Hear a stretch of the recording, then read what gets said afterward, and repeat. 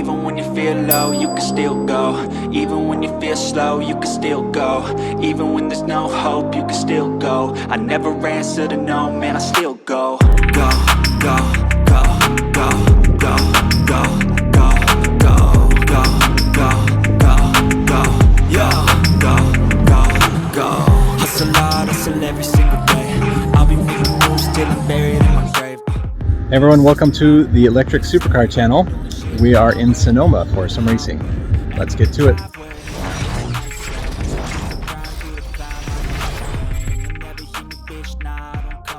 So before we even started, we had to get the car on the trailer. That was quite the ordeal. Just angles and clearances and such proved problematic. We actually ended up going to Home Depot to buy a lot of extra wood. We finally did make it on the trailer, and it is a long drive, about 11 hours. We made it. It's a long drive. We are now charging. For racing, we're going to break it up into segments. So for the first segment, we'll do Autocross. So I'm going to explain Autocross for those of you who aren't quite familiar. Before this weekend, I was not very familiar with it. I had never done it before, never raced any car before. So let me tell you what I learned. So Autocross is typically set up in a parking lot. They'll have a series of cones in which the path is created that the cars must travel between. And the object is to kind of just get through that path as quick as you can. The speeds are typically lower than like on a big track, but probably just about as many turns, but in a lot shorter space. So a lot more starts, stops, turns, lefts, rights. So for this one, the agility of the car is probably a little more of a factor than kind of the horsepower. I'll say the biggest factor by far is the driver. So for me, like I said, I've never done this before, never raced any car before, so very much a rookie, and it showed, which was fine. I really just went for the experience, and I loved it. So they had all the cars park in a grid, and it would kind of just roll through. So the person in the first slot would go do their turn, then the second, then the third, and so on and so forth, until they went all the way around. And there was probably about 35 or so cars. And so when the 35th car went, the first one would go again. We all got, I want to say 10 to 12 laps. So I didn't hit any cones. To hit a cone, it's a 2-second penalty. There were several cars that hit cones. If you went outside the track, your time got deleted. It was a DNF, and I did get one of those on my very first lap. I went outside the cones. I want to say I think I was the only one to spin out.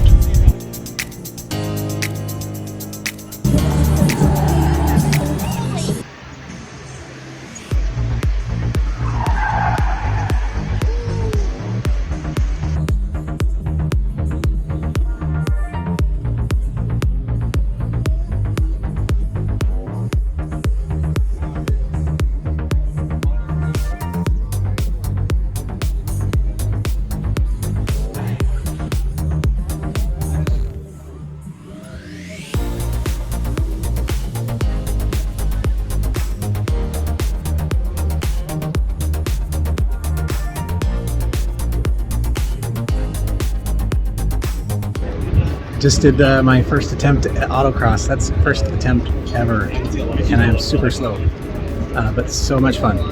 31. A lot of the Tesla Plaids are running 31.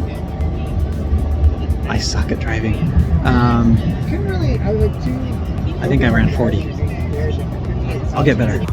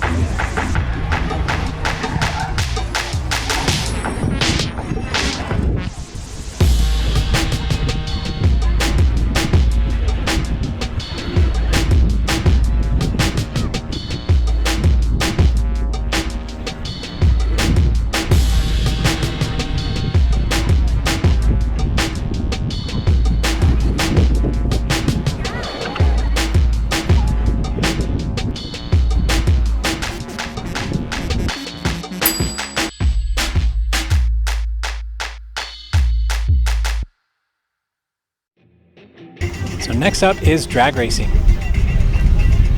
This is often a fan favorite. I got to watch a couple of the Tesla Plaids. There's also Lucid Air, and they are just incredibly quick. Incredibly quick. So not a whole lot to explain with drag racing.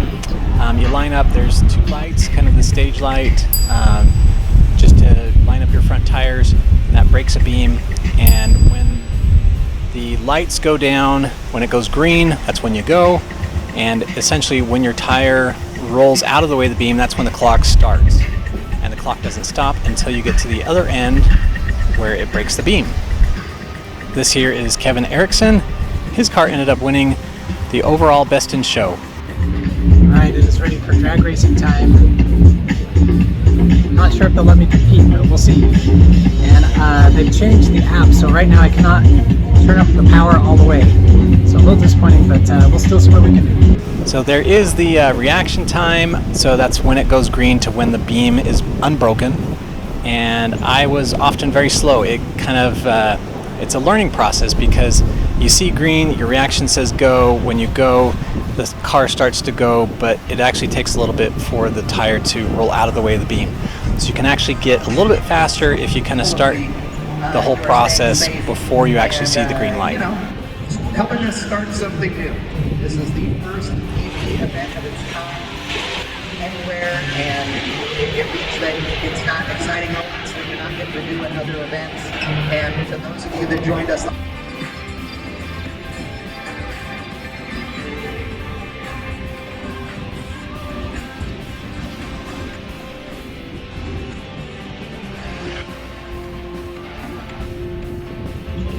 we just got done drag racing. It was great.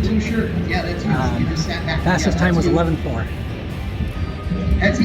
Could have gone so much faster with full charge. I was able to tune things up a little bit. I was at 340 kilowatts. Again, I could have turned it up to 475. So again, lost a lot on the fast end, on the top end. But overall, super fun. If you leave before, so again, if your tire rolls out of the beam before the green light, that's called a red light, and that run does not count.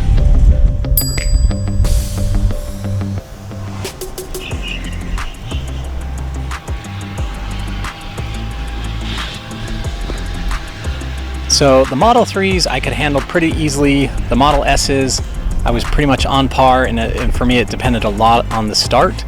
I had a lot of trouble with traction. I would either spin the wheel or I wouldn't give it enough and I would just be slow. So the other thing I didn't think about is none of the other cars did burnouts. So I kind of just thought, oh, we're not doing burnouts. After the fact, they're like, oh no, you should have done a burnout. And that would have helped me a lot, just for some of that initial traction. But with the all-wheel drive Teslas, yeah, they don't need burnouts, and the weight actually helps a lot with the initial traction. For me, my car being very light, and kind of a pretty close to a 50-50 weight distribution, it could slip pretty easily on the rear.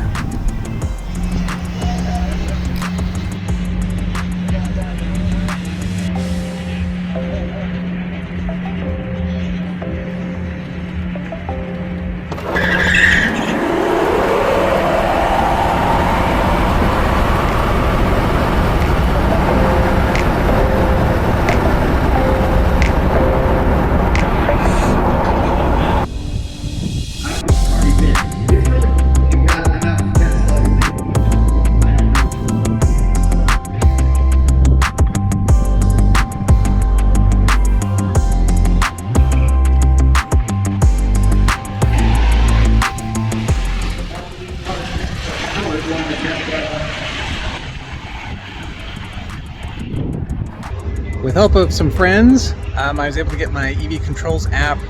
What I did is I unpaired it or turned it off from my car, had somebody else with a tablet turn it on, marry it to their tablet. We're able to change the settings and then essentially unmarry that one, turn my car off and on, reconnects, and so we got full power, or I guess full enough power. 450 kilowatts was what we were able to turn it up to. My runs were mostly between like around 90 to 80% charge. So my biggest struggle was, I'll say the 60 foot, just trying to get traction. But again, I was really happy. I was really thrilled. I was hoping to get in the 10s, but my best time was 11:1. All right, so I was in the right lane. This is my fastest time. No, that's not my fastest time. Fastest time 11:2. It's 11:2 at 120. All right, this is my fastest one. Again, my car's number 9. 11:1 at 120. I do get better reaction times later. Kind of figured out the tree a little bit, but yeah, for me it's always like this first like 60 foot where I struggle. I'm slower than, like, I think this was a Model 3. Just traction is my struggle. So with all-wheel drive and things, they go a lot faster just right off the gate. But I'm able to chase them down pretty quick and get by them. All right, the last racing segment was 3S, the 3S challenge. And I believe that stands for speed, steering, and stop. So it's similar to the Autocross in that there's a beam where you start, when you break the beam, the clock starts. When you cross the beam on the other end, the clock stops. And again, you just want to get there as quick as you can. The difference between this and Autocross is Autocross has a lot of twists and turns, a lot of starts and stops.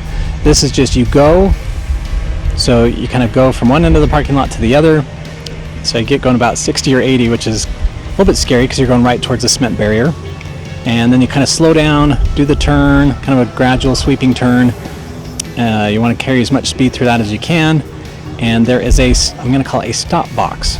So it's a 20 by 40 box, and the beam is broken when you enter the box. I should say normally when you enter the box. This one they actually put the beam a little bit further into the box, try and make it a little more challenging and entertaining for the crowd. So essentially you want to be traveling as fast as you can when you break that beam, but you then need to stop and not hit any cones. For me, I was actually a little bit concerned about this one because I have both manual steering and manual brakes. So I was worried a little bit about the braking, but I did get more and more comfortable, and it actually brakes like a champ. So something I was concerned about, but it does really well.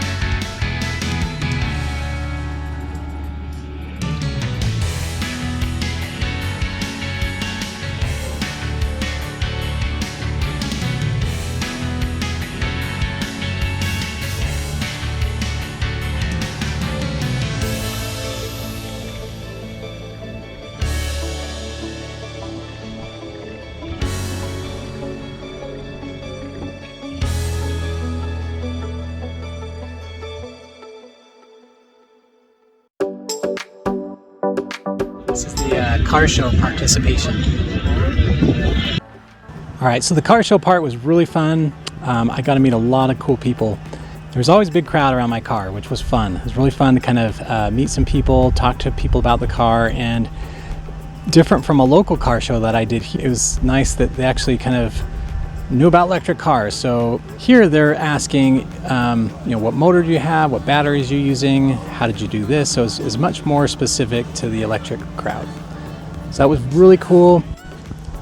The main sponsor of the event, Holley, they actually approached me and wanted to do an interview. So I did an interview. They actually put a GoPro on my car for one of the autocross laps, and it happened to be one that I spun out. Did a smoky burnout, so hopefully that looks cool because the time was not very cool. So for the Holley interview, they wanted me to talk about the car, and I think you guys know by now, but I just don't do that well in front of the camera. I do much better behind the camera. So I did do a little bit in front of the camera, but then they did a lot of glamour shots, and they're going to do some B-roll audio. So be looking for that. I think it's going to be on their YouTube channel.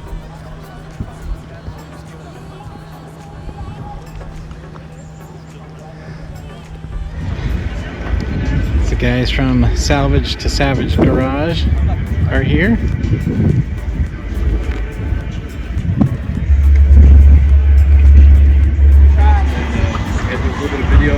Got an EV converted AMC, the drift car, the AM drift car. Cadillac. Also puts out a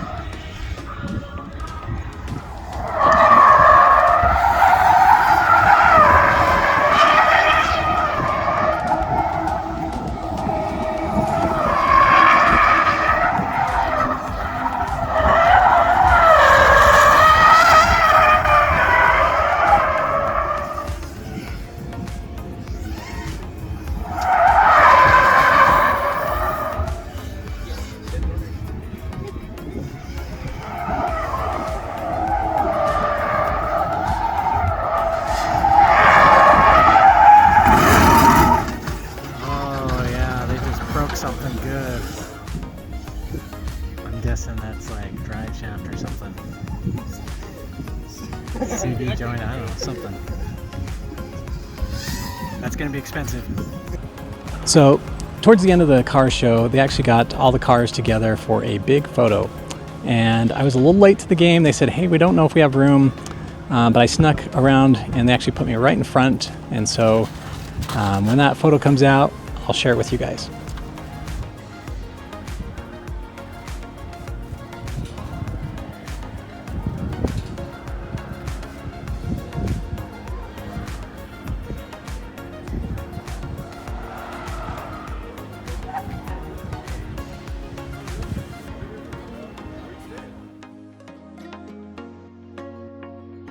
So we're going to start with third place in the Grand Champions on the drag strip.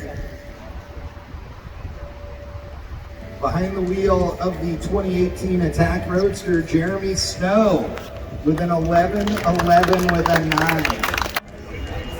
Best Exotic, the 2018 K1 Attack of Jeremy Snow. I don't know how many of you watched this thing drive around this weekend, but it is bad to the bone. It's a cool little car. Congratulations. The awards were really cool. I ended up getting third place in drag racing for the Grand Championship. I also ended up getting a car show award for the best exotic electric. So really cool. It's fun to meet everybody. Fun to see all the cool custom cars, and I think this will be the next generation of tuning cars. So really cool to be at the leading edge. So I'll leave you with a few clips on the racetrack. See you next time.